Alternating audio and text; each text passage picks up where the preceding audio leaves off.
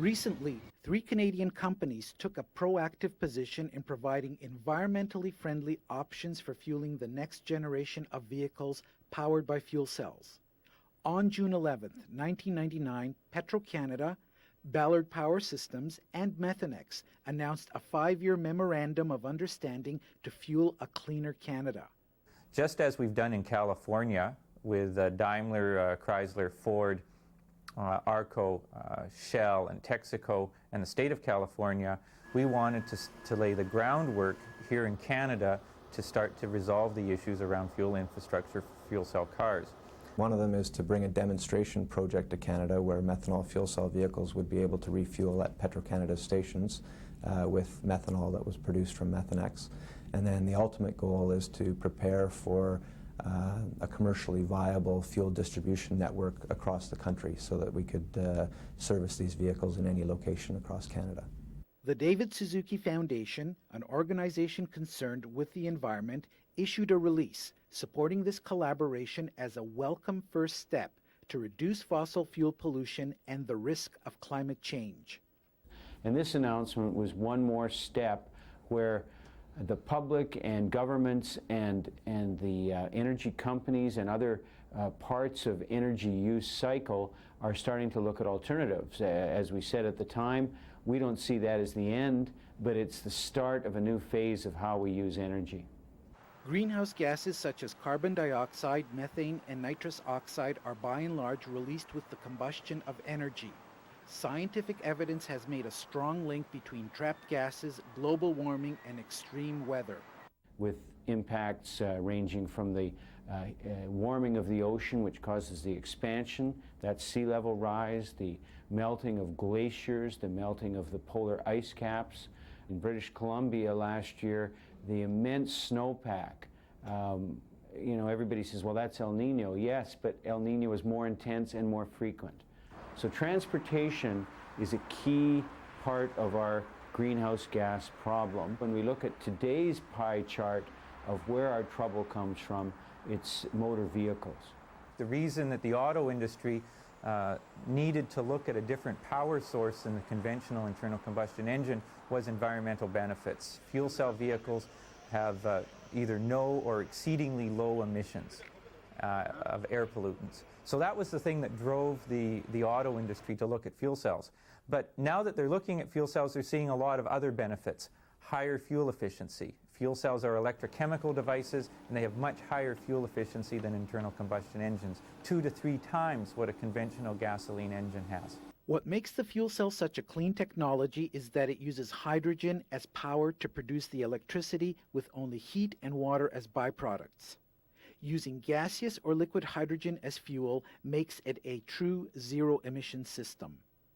In essence, the way a fuel cell works is when you supply hydrogen to one side of the fuel cell and air that has oxygen in it to the other side of the fuel cell, and you connect the 2 electrodes with a wire so electrons can flow, you get an electrochemical reaction.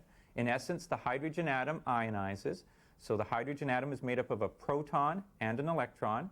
The proton and the electron separate.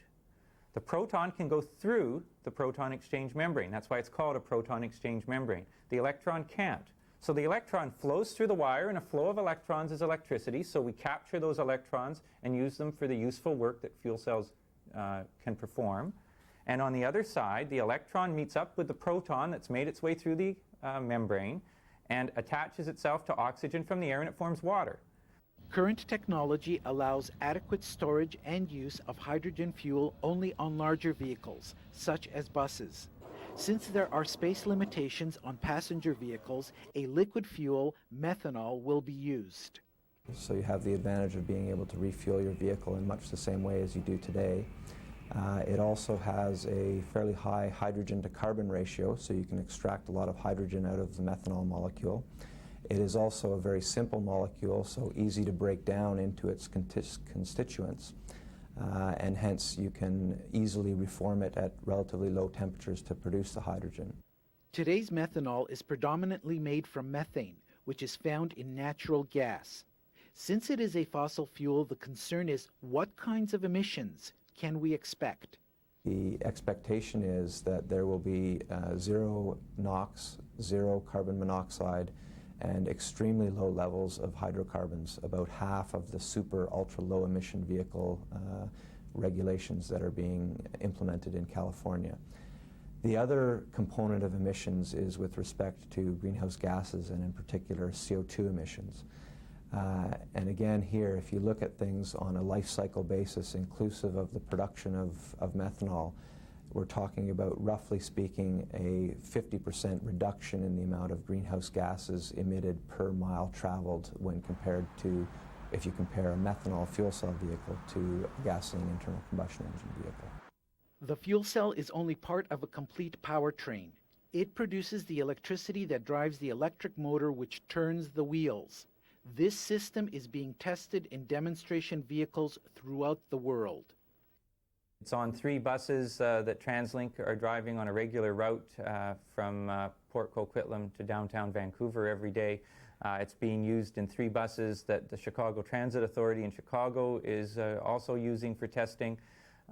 It's in a number of prototype vehicles. The auto companies expect to introduce the first fuel cell passenger vehicles between 2003 and 2005 at a fairly competitive price. They may have a slight premium for the early years, but I stress the word slight. And the goal is, if we're going to replace the internal combustion engine, we can't cost any more. But we see increasingly businesses that take action actually make money, create jobs, and increase efficiency by the simple reduction of the waste of energy. That's what we're talking about in most instances here. So cutting waste isn't just good for the environment, good for the climate. In most instances, it's good for the bottom line as well. This is Chester Tazinski reporting for Plugged In.